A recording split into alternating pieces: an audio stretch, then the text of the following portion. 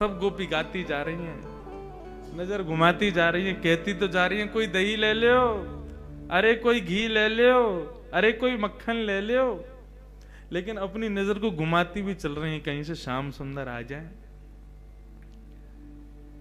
वृंदावन निकल गयो, यमुना पार करके माठ पहुंच गए, लेकिन अभी तक श्याम सुंदर के दर्शन ना भय। किशोरी जी बोली मैं यहीं बैठी हूं, अब तुम लोग जाओ, जाकर के विक्रय करके आओ, शाम को लौट के फिर चल देंगे। कन्हैया तो दिखे नहीं। अच्छा श्यामा जी आप विराजो, हम अभी आम हैं। सब गोपी गई, पूरे माठ में घूम के आई। महाराज एक व्यक्ति ने भी दही ना खरीदो, एक नऊ घी ना खरीदो। आज तो ऐसो दिन गयो गोपिन को, ना तो लाल जी के दर्शन भये, ना कुछ विक्रय भयो। सब बड़ी दुखी है गई। अरे कोई यहाँ तो यूं ना पूछ रहा तुम्हारा दही कैसा है, कहा भाव है, घी कितने को है। बोले दही घी की तो बहुत दूर की बात, कोई हमारे मोहते यूं ना पूछ रहा कि भाई तेरे दांत कितने हैं, कहाँ ते आई है। कोई झूठे को ना पूछ रहा, इतना बुरा काम है, दोबारा कभी ना आमेंगी यहाँ पे। ठाकुर जी के विवाह स्थली के पास में ही है माठ, भांडीर वन के पास। सायकालीन को समय है गयो। सब गोपी बोली अब वापस चलो, किशोरी जी श्रम है रहे हो, आज हमने एक और अपराध कर दियो, किशोरी जी और ले आए संग में। सब गोपिन को संग लेकर के श्यामा जी को जैसे ही पार करवे के काजे जान लगी, अटारी पे चढ़ करके देखी तो महाराज यमुना जी में एक भी नौका नहीं है, दूर दूर तक कोई भी मल्हा ना दिख रहा है पार करवे वारो। किशोरी जी ने पूछी कहा भयो, बोले अरे श्यामा जी आज तो बड़ो विचित्र भयो। बोले कहा, बोले एक भी नौका ना है, एक भी पार करवावे वारो मला ना खड़ो, कैसे जाएंगी हम। अभी तो बहुत दूर है, परेशान हो, यहाँ तो वृंदावन जामेंगे, फिर वृंदावन ते आगे जामेंगे, अरे बहुत समय लग जाएगा। आज तो ब्रजभानु जी बहुत डांटेंगे, कीर्ति मैया बहुत मारेगी, कहां लेके गई छोरी है, कैसे जामे पल्ली पार। किशोरी जी बोली एक बार और चढ़ के देखो, शायद कोई मिल जाए। गोपी गई अटारी पे चढ़ करके दूर दूर तक दृष्टि घुमा करके देख रही हैं, लेकिन एक भी नौका नहीं, एक भी मल्हार नहीं मिला।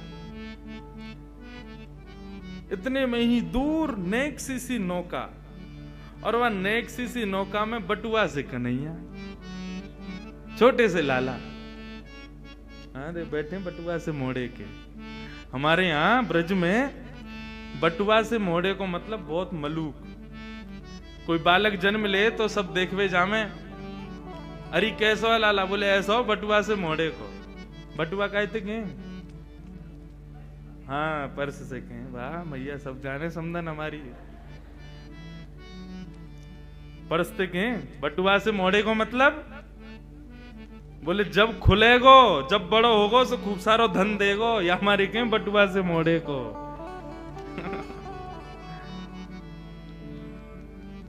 अरे दूर एक छोटी सी नाव दिख तो रही, नेक सी नाव, और वहां में नेक सो लाला। लेकिन गोपिन को ये ना पता कि ये कन्हैया है। ठाकुर जी को तो पता चल गई, श्यामा जी बैठी हैं, उनको यमुना पार करनी है, याचना कर रही है नौका की। तो ठाकुर जी तो बढ़िया बगलबंदी पहन करके, सिर पर स्वापा बांध करके, ऊंची धोती पहन के, पावन में कड़ूला बांध के, हाथन में सुंदर पाजेब, हाथन में कड़ूला पहन के, करधनी बांध के ठाकुर जी पधारे हैं। और नेक सी अपनी नौका, नेक सी छोटी सी ऐसी बिल्कुल, और वह वहीं के वहीं घुमा रहे हैं, वहीं वहीं चला रहे हैं। अरे श्यामा जी एक नौका दिख रही है, वह नौका में नेक सो बटुआ सो एक छोरा बैठो है, दिख तो रोना है, कारी कारी रात में वह मोह कैसो है, कारो सो ही है कोई। किशोरी जी बोली अब पार तो करनो, और कोई साधन तो है ना, यमुना जी में कूद के तो जाएंगी ना, सबरी भीज जाएंगी, भाई को बुलाओ। अरे ओ मला के इतकुआ, मैं ना आ रो, मना कर दे। अरे ओ नेक से लाला, नेक अपनी नाव को लेके आ, मैं ना आ रहा हूं, पहले तमीज से बुला। मला को दिख रहा हूं मैं तो, तू जाने में कौन हूं, मैं कोई ये यमुना पार करवावे वारो ना हूं, मैं कोई मला ना हूं, मैं कोई नौका विहार यहाँ कर तो डोलू ना हूं। अपने बाबा के पैसानते अपने काजे नौका बनवाइए छोटी सी, इतनी बड़ी है जहां मैं ही आ सकूं। अपने बिहार के काजे बनवाई, मैं कोई मला थोड़ी हूं। गोपी बोली अरे भैया रिश्यार हो है, तुम या तो प्रेम से बुलाओ, कहीं तुम जोर जोर चिल्ला के बुलाओगी ऐसे कहोगी तो चलो जाएगा। अब जो भी है वह बुलाए लोग, श्यामाजू श्रमित है रही है। अरे भैया मला के आजा, अपनी नौका लेके आजा, प्रेम से बुलाने लगी। सोई ठाकुर जी अपनी छोटी सी नौका लेकर के और चल दिए वहीं पे, और गाते जा रहे हैं आनंद से। जग नैया हमार, नैया में हम हैं और हम में संसार। जग नैया हमार, नैया में हम हैं और हम में संसार। देखो नैया में कौन बैठे हैं? लाल जी, और लाल जी के उधर में ही हम सब बैठे हुए हैं। नैया में हम हैं और हम में संसार। जग नैया हमार, नैया में हम हैं और हम में संसार। जग नैया हमार, नैया में हम हैं और हम में संसार। जग नैया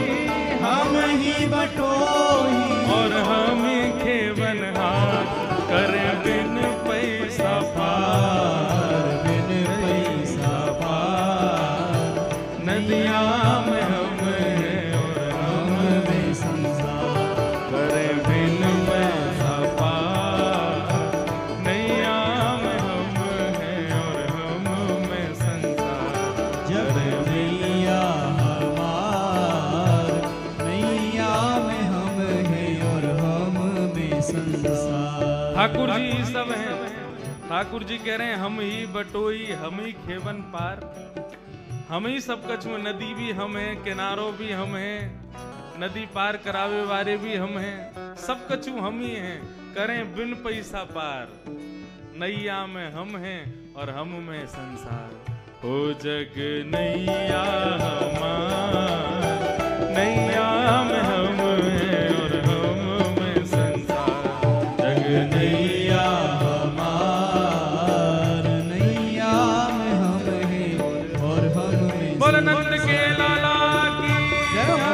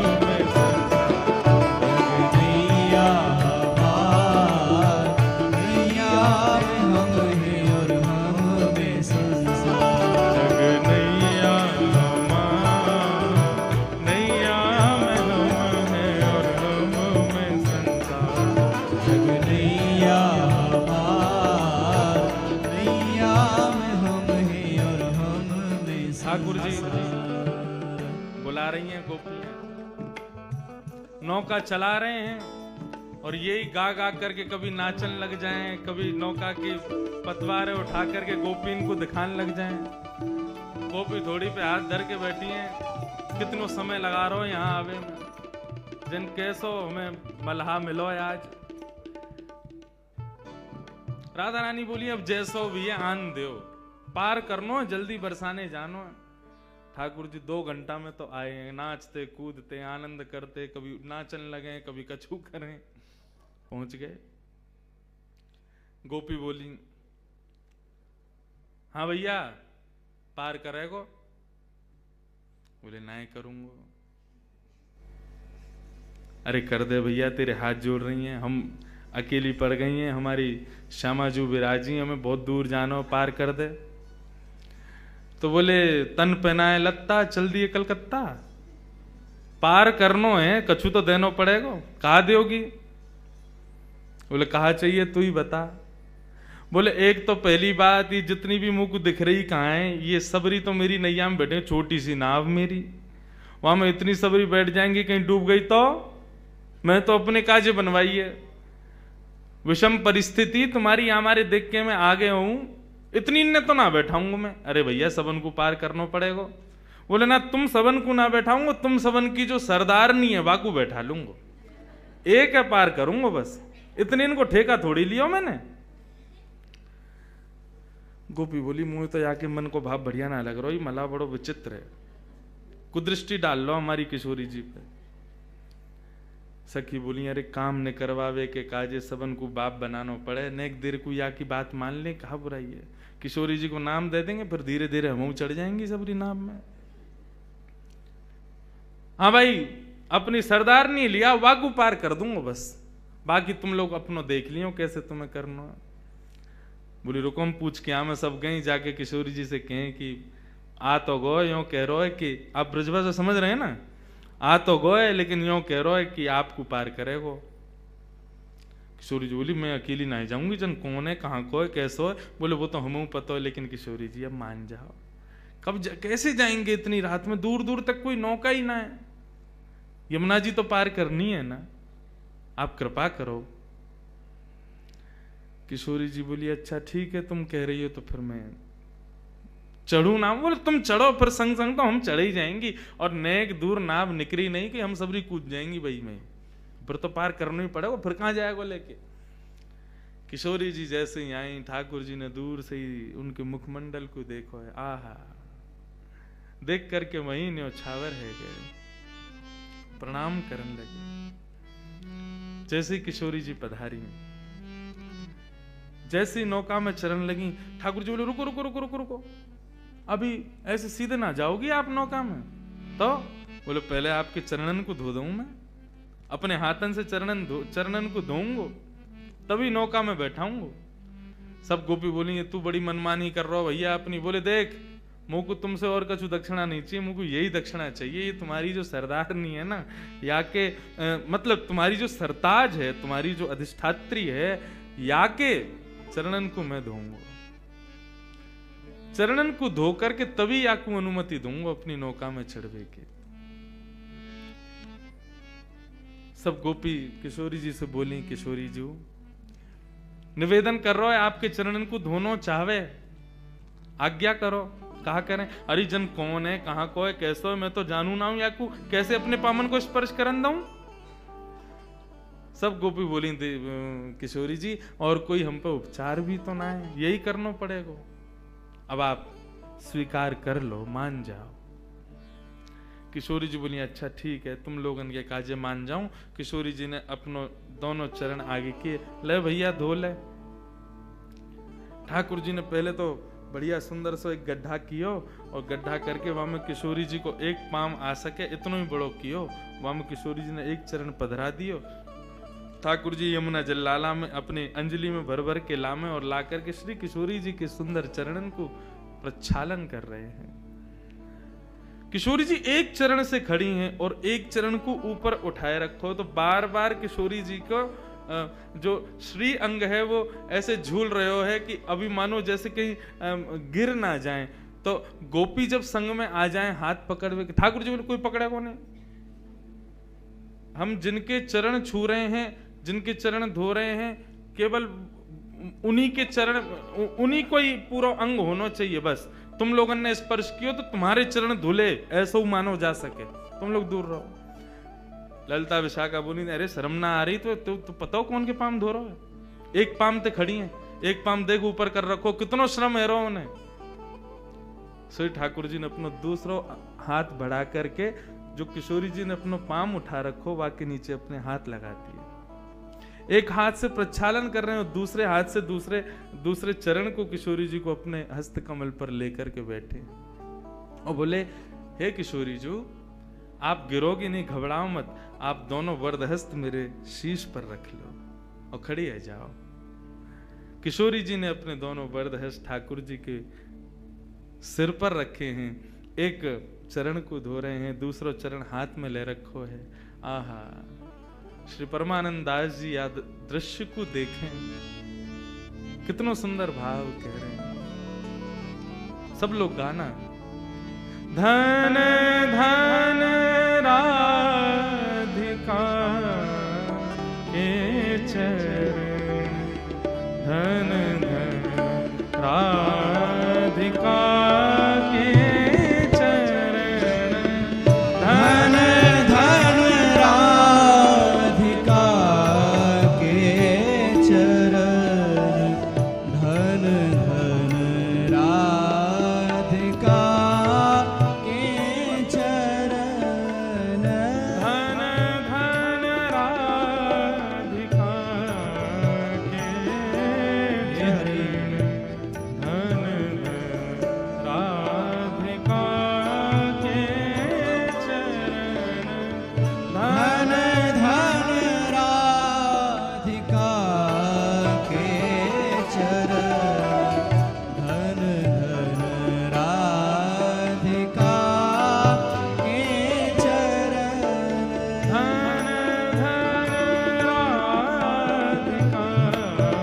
के चरण, धन धन राधिका के चरण, धन धन राधिका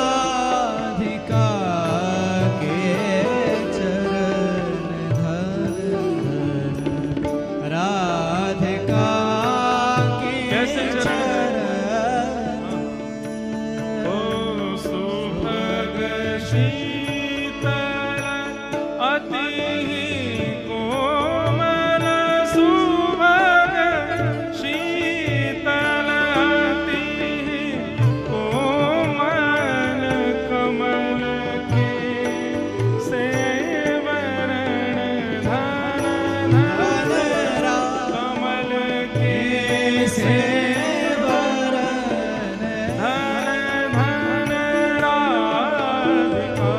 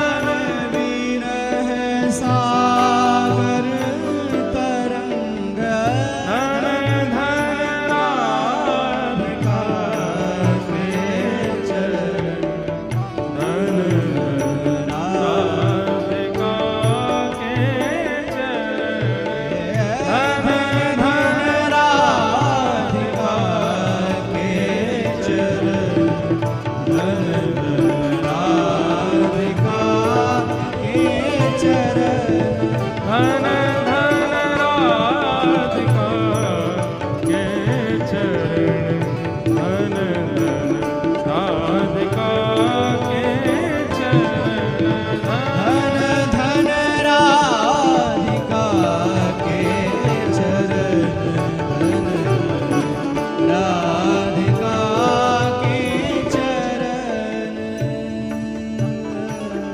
दास परमानंद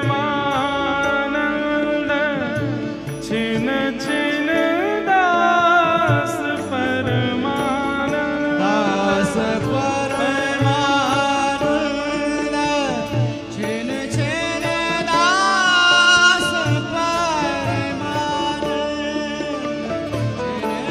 छिन छिन श्याम जिनके शरण धन धन श्याम जिनकी शरण धन धन श्याम जिनके शरण धन धन श्याम जिनकी शरण धन धन राधिका के चरण धन धन राधिका के चरण धन धन राधिका के चरण धन राधिका के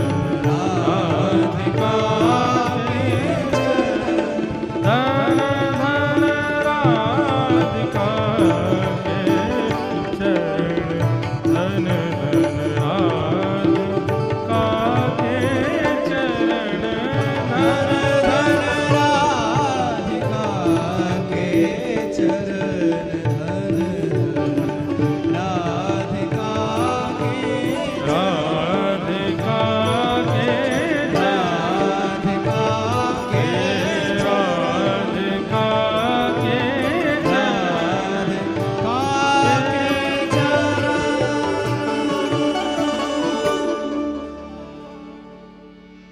ऐसे मंगलमय चरणार विंदों में दास परमानंद छिन छिन दास परमानंद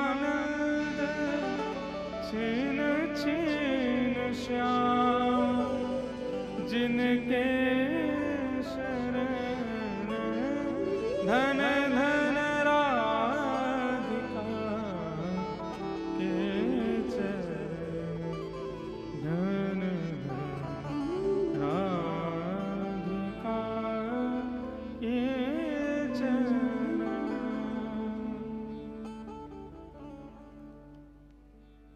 नंद सुत मन मोदकारी विरह सागर तरण।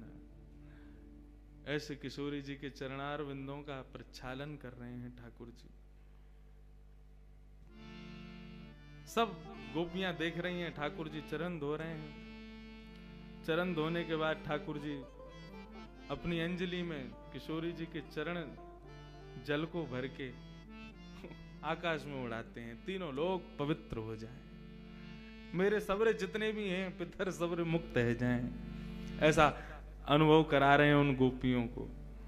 सब जगह प्रक्षालन करके ठाकुर जी किशोरी जी को हाथ दें, आओ विराजो हमारी नैया में।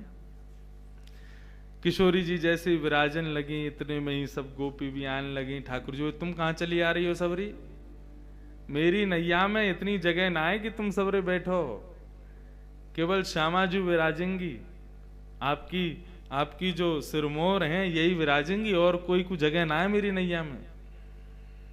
सबरी सखी बोली, अरे अरे भैया, नेक दूर की तो बात है, नेक माँ को पार करनो है, इतनी सी देर के काजे काई को नाटक करे। और महाराज लपक लपक करके सबरी गोपी चढ़ गई। एक दो तो ठाकुर जी की गोद में ही बैठ गई, जगह ही नहीं वहां में। कोई नीचे बैठी है, कोई कहीं बैठी है, कोई लटक के बैठी है। एक दो ठाकुर जी के ऊपर बैठ गई। ठाकुर जी दें धक्का, अब ही गिर दूंगा यहाँ पे। मेरी नेक सी नहीं है, वहां में सबरी बैठ गई है चढ़ चढ़ के।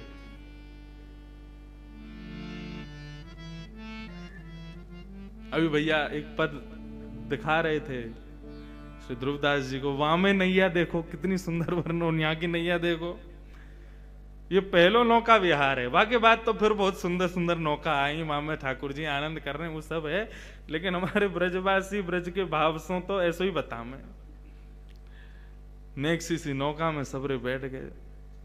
अब ठाकुर जी नौका चलाना शुरू किए। जैसी नौका नेक दूर गई अपने स्थान से, नेक दूर जाते ही ठाकुर जी तो उबासी लेने लगे जोर जोर की। कभी यहाँ को हूं मैं, कभी वहां को हूं मैं। गोपी बोली कहा भैया तेने पतवार क्यों छोड़ दी, चला काई कुनारो? बोले वो कहा मुझको भूख लग रही है बहुत जोर से, और जब तक मुझको भोजन नहीं मिलेगा तब तक मैं आगे नौका कैसे लेके जाऊं। गोपी बोली अब या बीच भंवर में तो भोजन कहां तिला में। बोले तुम सबन पे जो ये मटकी रखी कहाँ है, तुम्हारा घी दूध दही कछु बिकोना है ना, लाओ खोल खोल के सबरे धरो मेरे आगे। पहले पेट पूजा हो गई, तभी मुंह में बल आवेगा, तभी नौका चलेगी। अकेली नौका छोटी सी मेरी, बाकू तो मैं कैसे चला लूं, बा में तुम सबरी बैठ गई हो मोटी मोटी सी, तो फिर कैसे चले आगे। कछु खवाओ पहले मुंह को। सब आनंद भी ले रहे हैं, सबन ने अपनी अपनी मटकी खोल दी। बोले बिको तो कछु है ना है, चलो यही धर दो जाके सामने। हाँ कहीं पतो चली पल्लंगू पहुंच गए होके कछु द्रव्य दो तो हम कहते देंगे, हमने दही तो दे दियो तो है। सबन ने खोल खोल के ठाकुर जी के आगे धर दियो। ठाकुर जी टेढ़ी सी नजर करने लगे। तुम्हें पता ना है मैं अपनी मैया को बहुत लाड़ लूं, अपने हाथन से ना पाऊं, मुंह को पवानो पड़े। गोपी बोली भैया ऐसा मला पहली बार मिलो है, पीछे ही पड़ गए। सब गोपी आने लगी आकर के अपने हाथन से। ठाकुर जी बोले तुम में तो बदबू आ रही, तुम सबरी हटो, तुम्हारे हाथन से नहीं पाऊंगा। तो बोले वो जो बैठी कहाँ है सामने गौर वरण, उनके हाथन से पाऊंगा। गोपी बोली अब फेंक देंगी जमुना जी में, जो मन में आ रहा हो सो करते जा रहा हो, उनके चरण धोले, उनके हाथे सिर पर धरवा ले, सब कामन न कर रहा, अब यूं करो उनके हाथन से पाऊंगो। ठाकुर जी बोले तो फिर नहीं पाऊंगा। बोले मत पावे। बोले तो ठीक है फिर हम सो रहे हैं, अपने आप चला लियो नौका को। सब गोपी बोली कहा करें भैया, ये तो ऐसे माने को ना है, या को तो नवनीत चाहिए और श्री किशोरी जी के हाथन से ही पावेगो। आहा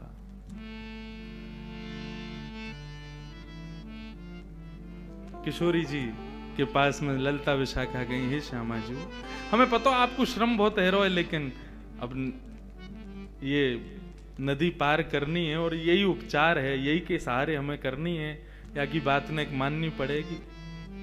पल्लम को जाकर के और जैसे ही हम नौका में से उतर जाएंगे, या को सबक तो हम सिखाएंगे जरूर, लेकिन हे श्यामा जी नेक आपको आज हमारी वजह से सुबह से बहुत श्रम हुआ, हम आपकी खूब सेवा करेंगे। नेक एक बात और मान लो, किशोरी जी बोली कहा अपने हाथन सुनने की आकू माखन और दही ये सब पवाए दो।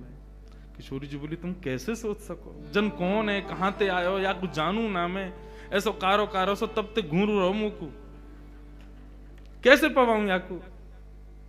किशोरी जी नेक श्रम, हम तो खूब कह रही हैं तू हमें देख ले, देख ही ना रहो, हम तो खूब कह रही हैं हमारे हाथन ते पाले, हमारे हाथन ते पाई ना रहो, आपको ही संग चाहिए बात। किशोरी जी हे श्यामा जी हम सहचरिन के काज नेक श्रम कर लो, नेक बागू पवाए दो, नहीं तो नौका यही बीच में अड़ी रहेगी, अभी बहुत समय है गो, रात्रि हैगी, हमें पहुंचना बरसानो। सो किशोरी जी गई हैं और जाकर के समस्त गोपीन के मटका में से ठाकुर जी को पवा रही हैं। आहा यमुना जी के मध्य में, सब सहचरियों के मध्य में ठाकुर जी बिना किसी प्रयोजन के नौका विहार कर रहे हैं। एक तो हो जाए कि संयोजित हो, एक तो होता है व्यवस्थित हो, पूर्व निश्चित हो कि कैसी नौका विहार होगी, तो वहां छत्र भी लगे हैं, वहां पर सजावट भी हुई है, वहां पर सब व्यवस्थाएं की गई हैं, बैठवे की उठवे की सब करवे की। लेकिन आज ठाकुर जी बिना प्रयोजन के, बिना नियोजन के, बिना किसी व्यवस्था के नौका विहार कर रहे हैं। ये ठाकुर जी की प्रथम नौका विहार है श्री किशोरी जी के साथ।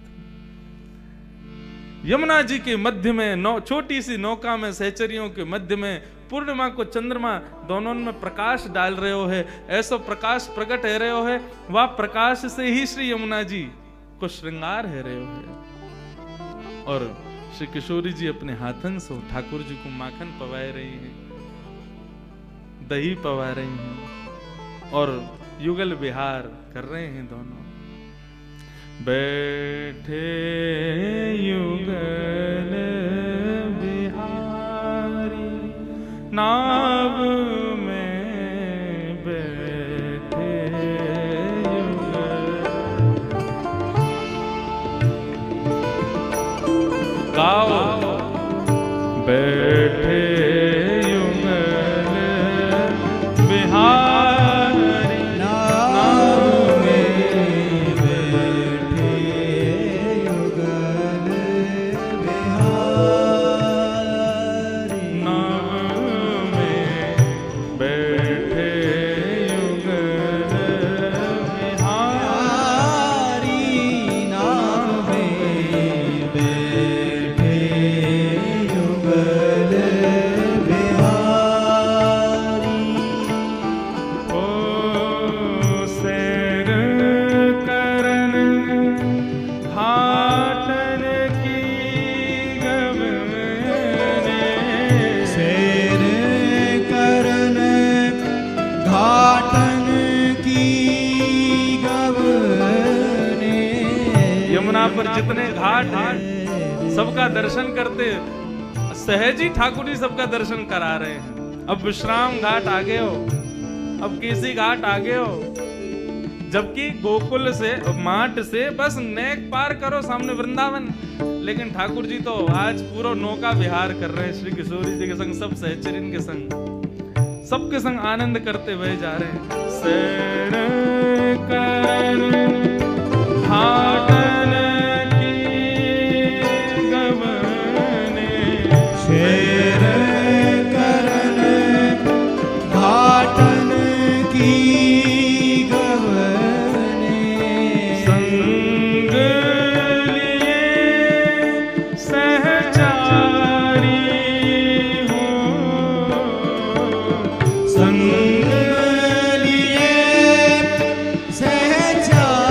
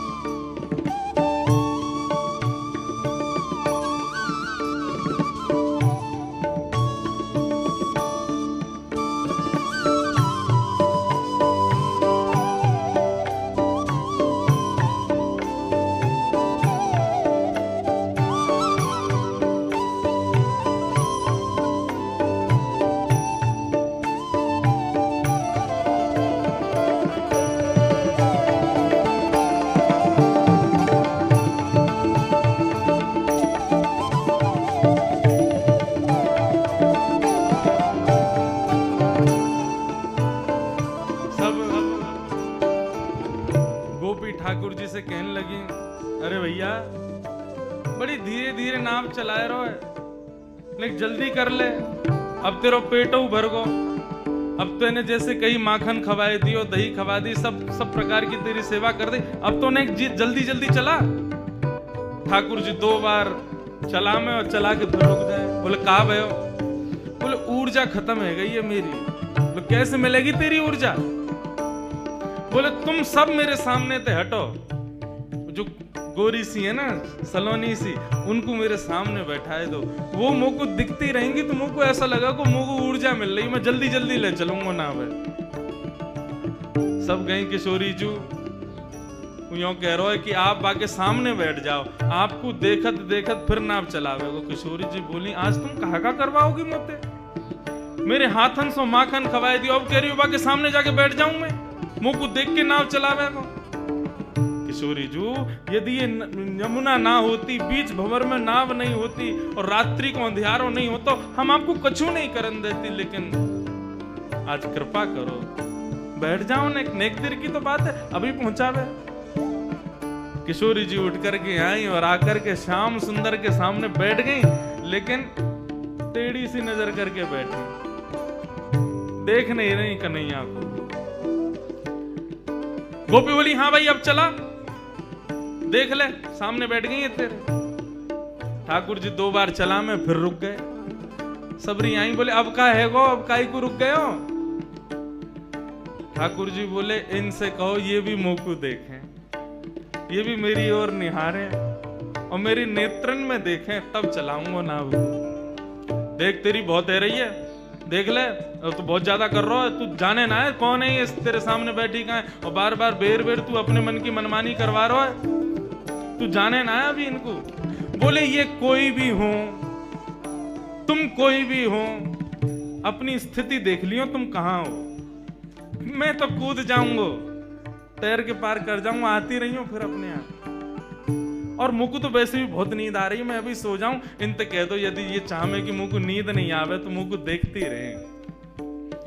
सब गई है श्यामा जी, वो कह रहा है कि आप वाक की तरफ देखो, न वाक के नेत्रन में देख लो।